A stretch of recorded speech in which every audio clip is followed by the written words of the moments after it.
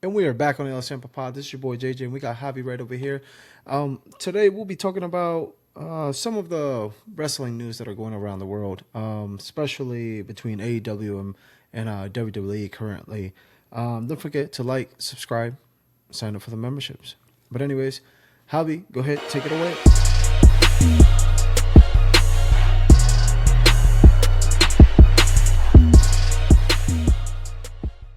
WWE is launching NFL Legacy belts for each of the 32 NFL teams at a cost of $549.99.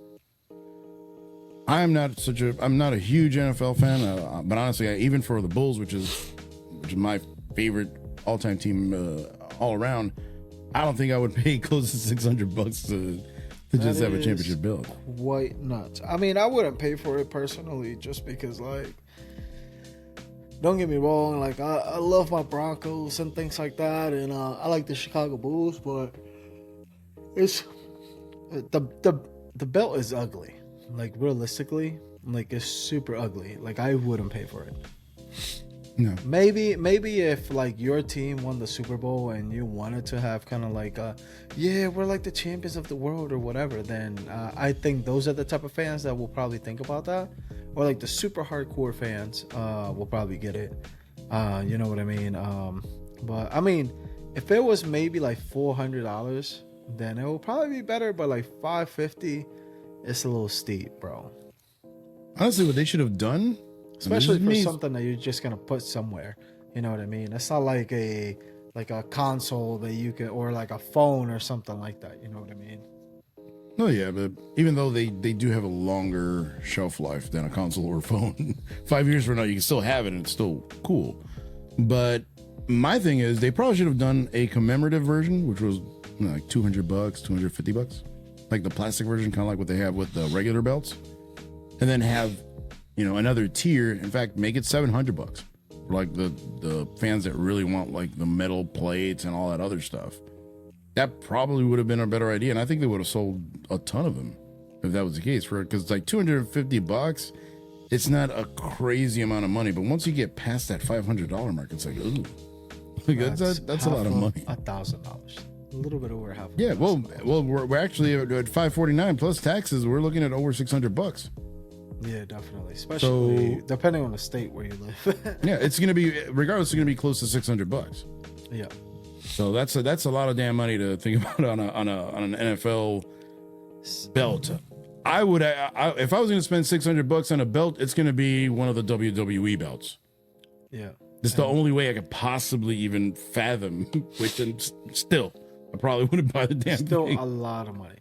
You know what I mean? Realistically, it's still a lot of money. Yeah, I probably have to go to divorce court after that.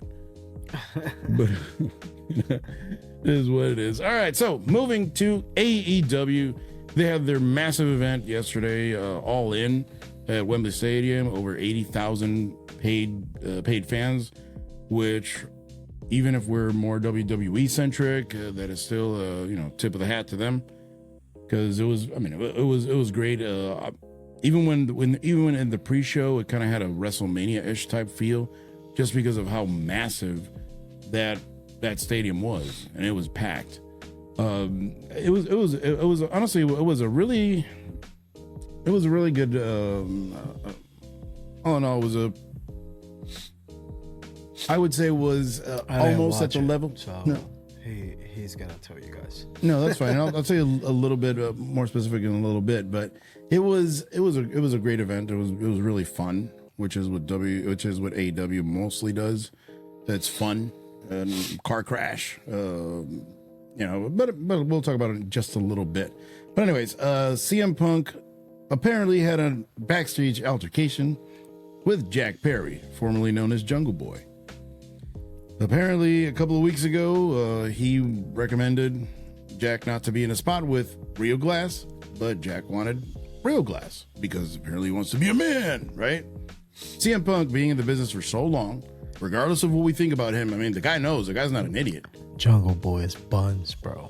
He is. He is terrible. He is. If you're almost 30 years old or over 30 years old, I don't know how old he is. He's old. No, I don't think. I think it's like 24, 25. Okay, still, if you're in your 20s, if you're over 20, let's put it like that. If you're over 20, you should not be named Jungle Boy, bro. No, that's what now he's Jack Perry. Yeah, I'm a man's still man sounds dumb. You know what? No, that's his real name. Real, like, no matter what. Don't care. Don't care. Go to the Social Security and change it. They should give him Steven Regal's old gimmick, like the man's man. I don't know if you saw that. I didn't. But where he's like chopping wood and stuff like that. He's too small. He just reminds me of that high school kid that wanted to be tough and wanted to stand up to like the jocks from football and things like that. But he wasn't smart to do it, and he didn't have the strength to do it, so he could never do it. You know what I mean? He had neither. Yeah, so it's kind of like, bro, just stay in your lane, man. I'm sorry, but just stay in your lane. No, but anyways, going back to the he's gonna watch this, and then he's gonna call us out and shit. Go ahead, bring it. I'll cut a promo on you. Like, you don't want that. But no, so apparently it was because Jack Perry wanted one of the spot. I think it was on Dynamite or Collision, one of the two shows. I think Collision. So, and CM Punk told him not. Let's use fake glass, right? The sugar or whatever it is. But Jack still wanted to do it, which honestly, I agree with CM Punk, especially with the guy that has no idea what the hell he's doing. At least CM Punk has been there, done that. It's like if you tell me CM Punk and Samoa Joe are doing something and there's real glass, I can understand it. If it's Jon Moxley, fine, because he doesn't care about himself. But I get it. Especially after this weekend. No, this one was nuts. But he's... so I give this to CM Punk. And apparently when backstage, he ended up choking out Jungle Boy. And then he went out to wrestle Samoa Joe, cool as a cucumber. Could you imagine? I could just imagine, like, just the picture of Jungle Boy, like, whatever, and CM Punk's like, they'll probably look at him like, what? Who you talking to? First of all, exactly. And then second of all, don't make me choke you out. You won't? Okay, bet. Just chokes him out. And then Jungle Boy probably went over there to punch him, like, And he's like, all right, come here, little kid. All right. And Joe, keep in mind, CM Punk is not like the biggest guy either.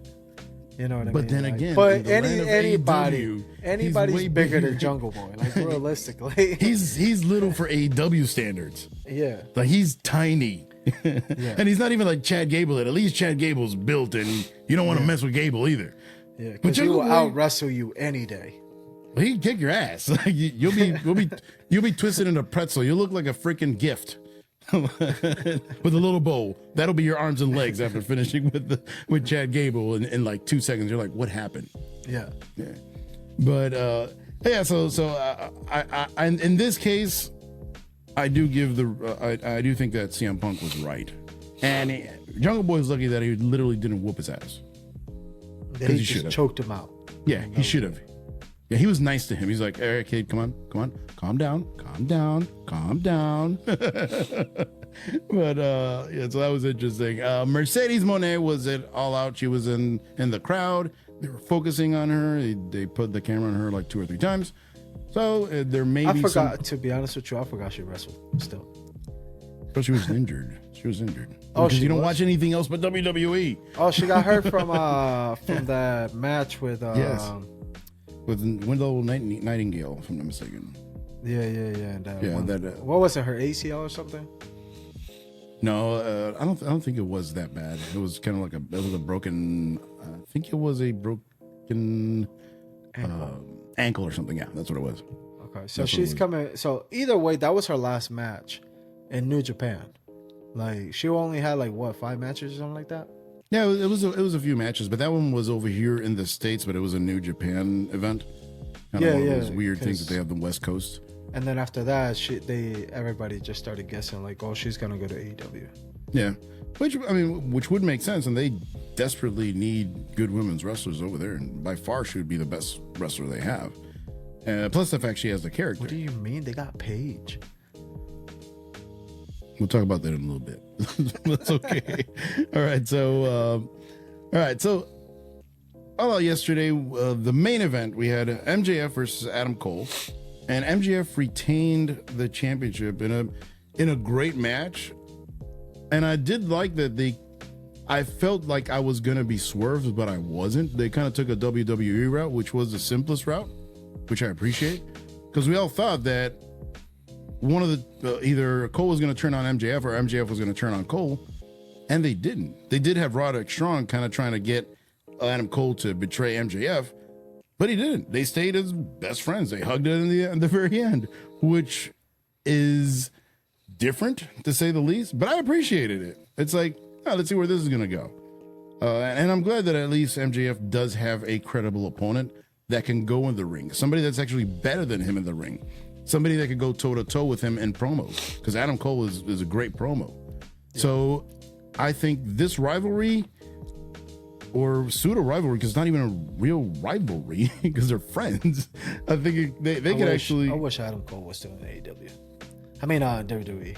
WWE, yeah, but he'd get lost right now. Right now, with all the stuff going on, I don't think he'll be great in Raw. He will fit right in. He will fit right in. No, I don't know. I think right now WWE has to organize and start getting a little more direction on what they want to do on both of their shows. Some people. Well, either get rid of them or do something with them, because they're not doing much. But anyways, I think it was a great match. If I was gonna rate it stars, I'd give it 4 out of 5. The only reason I don't give it a 5 is because, I mean, obviously there are certain things. I think the match went a little bit too long. It was overbooked, in my opinion, because they started doing all these things. They always do that. Really? You're talking about overbooking? It's not as bad as WWE's overbooking. I will say that. That's why I said they always do that. Like, it feels like every fucking wrestling company does that shit. Yeah, but it was good. But it was honestly really good. CM Punk defeated Samoa Joe for the real AEW championship, because nobody technically beat him for it. But that was a good match. What I liked about it, physically, yeah, you could tell that, especially Punk, he's older. He's not the same Punk as he was years ago. But they had more of a WWE type match. It was slow paced. Every move mattered.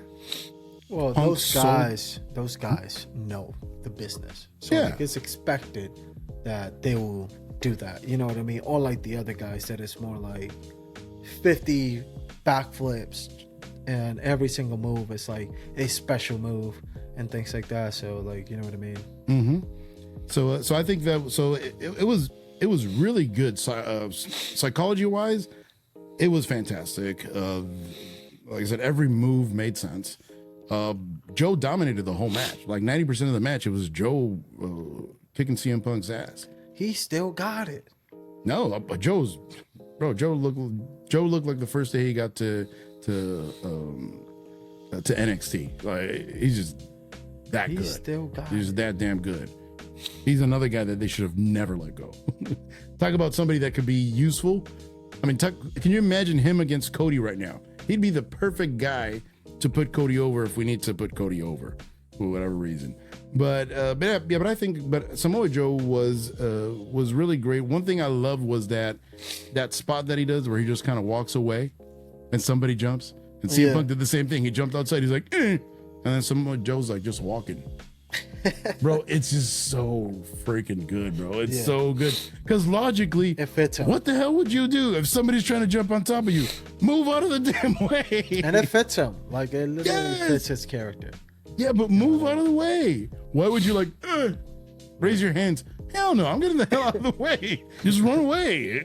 That's it. And Joe does it like so cool. The other thing about Joe that I love was he was interacting with the crowd a lot. I have never seen Joe have so much fun. He was dancing and everything. I've never seen Samoa Joe dance. Like, that was hilarious. But he was dancing and everything? Yeah. And he was interacting with the crowd. That is, you could tell he's comfortable in his own skin. He's in, the biggest show he's probably ever going to be. And, it was absolutely great. It was fantastic. I honestly really liked the match. Then we had Saraya. She won the AEW Women's Championship. Cool thing, they did have her family go out. It was what's her face? Hikaru Shida. So so cool. Soraya came out with their family, also known as Paige. So their whole family, mom, dad, brothers, sisters, everybody was there, which was really nice. They had "We Will Rock You" by Queen, which is one thing I will give Tony Khan a lot of props, because the guy will pay money to put a real song in a pay-per-view or in a show, or even for the beginning, like he did with Collision, that he used one of Elton John's songs, which is really nice. And obviously she had a thunderous applause. Everybody cheered for her. They had a 4-way match, which made sense. She ended up winning the championship. And granted, is it the greatest women's match ever? No. Are any of the people in the ring amazing? No, I mean they're pretty good. Honestly, they're probably the 4 best AEW has right now are in the ring at that moment. But it was a good moment. It was a good moment, and I felt for her, because this is the first time where she was like, "I'm back." Because now she's gonna have a singles a nice singles run, which she didn't have before. And then Monet is gonna come in and then win. No, I hope the same thing doesn't happen as in the last match they had. Yikes. Which was? I don't remember. Paige was out for 7 years. Whatever it was. Oh, that's when she got hurt? Yeah. Oh, I didn't know. The last match. I don't remember that, bro. That was a long time ago. So she got hurt with a match against her? Yeah, that was like it wasn't, she was already hurt, but that was kind of like the thing that put her over the what was it like? Wasn't it her neck or something like that? Yeah, because she was looking at the turnbuckle, and Sasha kicked her in the back, and that kind of whiplashed, and she fell, and that was it. And they stopped the match. Yeah, and it was in a house show, too. It wasn't even like. Yeah, I mean, but it's an accident. It's an accident. It's not ballet. Was Sasha green during that time? No. Bro, Sasha hasn't been green for like 10 years already. I mean, but the thing is like sometimes, like, you know what I mean, like certain moves, like for example the buckle bomb. I'm sure. Didn't she do like the knees to the back or something like that? No, she used to do that Meteora thing, which was both knees, and they're supposed to hit your face, but obviously they hit they get kind of into your shoulders. Okay. But I'm gonna see if I can find a video. Oh, you mean like the backstabber thing? Oh yeah, because she used to do that whole thing like yeah, the but backstabber, like then she turned it into the bank statement or whatever it was. No, I could have swore she used to do a move that she will kick you into the turnbuckle. Oh, yeah. But even then, if that's the case, like some of those moves are reckless. That's where I'm trying to get. You know what I mean? Like yeah, but honestly, I don't think that was a reckless move. It just, I mean, hell. Look at Sami Zayn. The first time he got injured, his Raw debut goes against John Cena when he does the "Let's go," dislocated his shoulder. It's a freak accident. Soft. That's all it is. No, it's just a freak accident, bro. Come on. No, it's just a freak accident. It happens. I mean, he ain't no Lonzo Ball or anything. But hey, apparently he's coming back. Man, yeah, sure. So is Derrick Rose. My money's on Derrick Rose coming in more than playing more minutes. Yeah, but it was but going back to the whole Saraya thing, I think it was a great moment. Her hometown, her home country. It was. I don't think there was another outcome that would have been fitting for this match. They could always take the title away from her in the next episode of Dynamite. I don't care, but this moment was well worth it. And it wasn't anything that'll hurt anybody in the long run or anything like that. It was kind of like Drew versus Roman.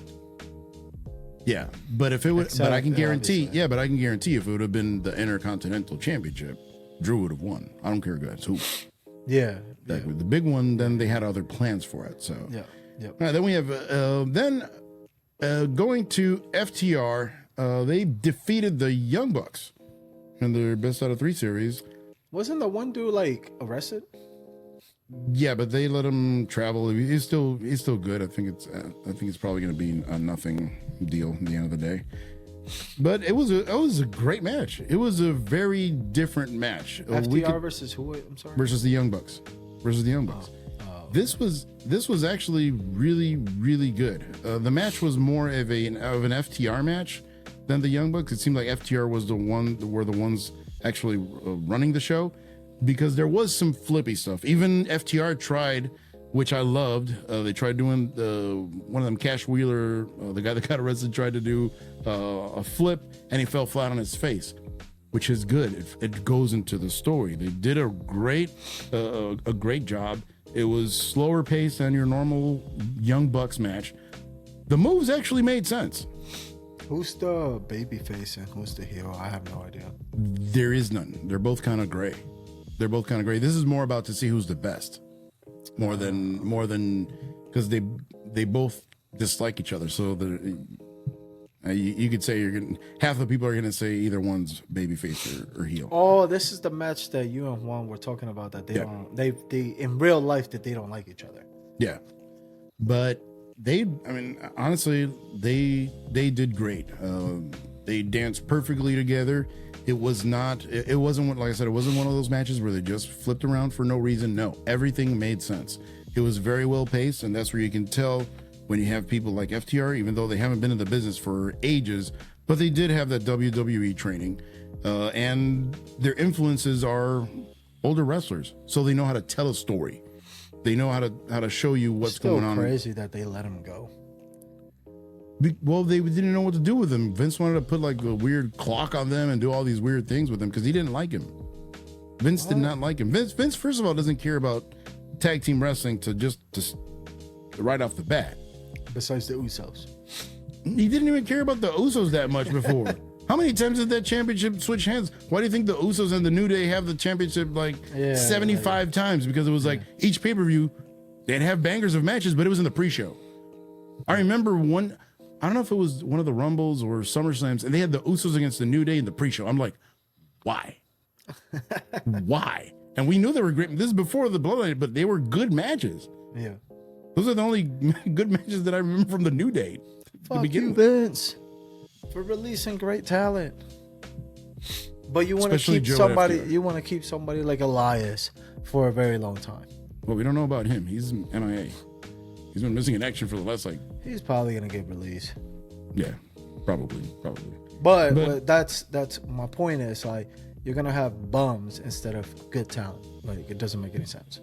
And sometimes they have plans for people. And remember, it's all a bunch of creative. It's not just one guy calling all the shots. It's a bunch of people. Just becomes the IC title holder and beats Gunther. I will stop watching wrestling. I would. In fact, I'll start. In fact, we'll start turn doing the channel into an ASMR. No. We're gonna start doing WWC matches. La lucha de carnito. Oh, wow. Nah, we'll just cover the, what is it? Chicky. What is it? Booker T's thing. That would probably be better. Oh yeah, definitely. Yeah, absolutely. But honestly, this was the match of the night. Out of 5 stars, I will give it 5 stars. It was as good. What a mark. What do you mean, what a mark? Shut up. You're a mark. You're talking about marks, really? Really, bro? Get a damn mirror. You're becoming what's his name? Damn, what's the old his name? Who are you talking about? Meltzer? Yeah, Meltzer. No, if it would have been Meltzer, it would have been 7 stars. Which makes no sense. 7 out of 5, bro. Come on, man. Yeah, granted, this match, if it would have been in Japan, it would have been a 10 out of 5. Easily. Not a 5 out of 10, a 10 out of 5. And then it would have gone for a whole hour. No, but regardless, honestly, it was a fantastic match, and I would love to see FTR against the Usos one more time, a real match, both as top guys. I would kill for that. That would be. It's never gonna happen. It's never gonna happen, but I would love to see it. Like fantasy booking, like if there could have like one league where it's just like you put your best guys and your best guys. I would love to see that. Then another match that was there was some more matches, but I'm not going to talk about all those. Way too long. But we had Will Ospreay against Chris Jericho. Love the entrance. Jericho sang his song Judas, which was kind of neat in front of 80,000 fans in Wembley Stadium. He did the whole Freddie Mercury AO thing. He had people screaming and calling back at him, which, is it a kind of an ego trip? Hell yeah, it's an ego trip. But if I would have been him, I would have done the same exact thing. That's like a childhood dream. You know, in Wembley Stadium, 80,000 fans, and they're singing your damn song. That's awesome. And he's not like Seth Rollins, which is just like, sing my song. This guy's actually singing his song and playing it, which is kind of neat. This was another match that you could tell that Jericho was the one controlling everything. I don't because like Will Ospreay. I despise that dude. Why? There's just something about him that I just simply don't like. I've seen some of his matches, and he just seems way too, like, out of pocket, bro. What do you mean? Out of pocket, like while doing every single match that he does, it seems like he's just in it for himself. Like, I understand, like, you know what I mean? Like he like, it kind of seems like he doesn't care about his opponent, especially his well-being and things like that. I might be wrong. It's just what I've seen. Well, remember from, like, that's kind of what they do a lot in, you know, maybe New Japan. Not necessarily New Japan. It's more about indie stuff, even though he is a big part of New Japan. But it's more about that. Obviously, a lot of it's storyline too. But that match he had with Ricochet that was kind of went viral, that they're both kind of mirroring each other's moves. That was insane because the guy could mirror Ricochet beat per beat, which is, yeah. I mean, the guy is amazing. Now, the cool thing was that Jericho was the one carrying the pace. He carried the match, so he slowed down the pace, and moves made sense. It wasn't so much about, hey, let me just do a move for the hell of it. No, yeah. Everything made sense. Well, once again, you have a WWE guy in this. An experienced guy, but he's also a guy that has gravitas to him. Like, he's not just some random dude from WWE. He's not like Elias showed up. It's like, oh yeah, great. No, he's freaking Chris Jericho. Like him or not, I mean, the dude's been around for ages, and he's an amazing wrestler. I mean, probably top 10. So, oh yeah, but I think that was a great match. I'll give this one a 4.5 out of 5 too. I really enjoyed the match. That was pretty good. That was really, really good. Then last thing, I'll give the event as a whole out of 5. I'll stay with a 4.5. I think it was great. You had some things which are a little bit higher, still a little bit lower, but honestly, it was a great thing. There was no oh my god moments that probably would have taken it to a 5, but it was a great event. It was a really Jungle Boy really and CM Punk would have wrestled against each other. It would have been a 5 out of 5. In a real match, in a real fight. To make it fair, they probably should have put handcuffs behind CM Punk's back and have him fight Jungle Boy. And hopefully Jungle Boy may have a chance. And Samoa Joe is the special referee. Yeah. He'll just sit on it. Yeah. And Jungle Boy's gone. But that's what's up, man. I don't know if they're gonna pass WWE. I mean, they have their own fan base. Everything is a little bit different. WWE definitely is more worldwide. I mean, it's still a young company, technically, quote unquote, even though it's been over 5 years. But we'll see, man. Maybe if WWE somehow drops the ball on both shows, I think that's whenever AEW will catch up. The biggest problem with AEW is like the fact that everything is more about the match and about the flippity flop stuff instead of having like a balance of storyline and match. You know what I mean? From what it sounds like, it sounded like they had more like a WWE programming whenever it came to their pay-per-view, especially with the guys that were previously WWE, that they were running the matches. So then it was more like a storyline base. Okay. Yeah, no, but but definitely. But yeah, so let's close right here, and we'll talk another day about AEW going against if AEW has a chance to actually take over WWE or at least compete on a level playing field. We've seen it before, so it could happen again. But let's see. All right, guys. So just remember to like and subscribe. Peace.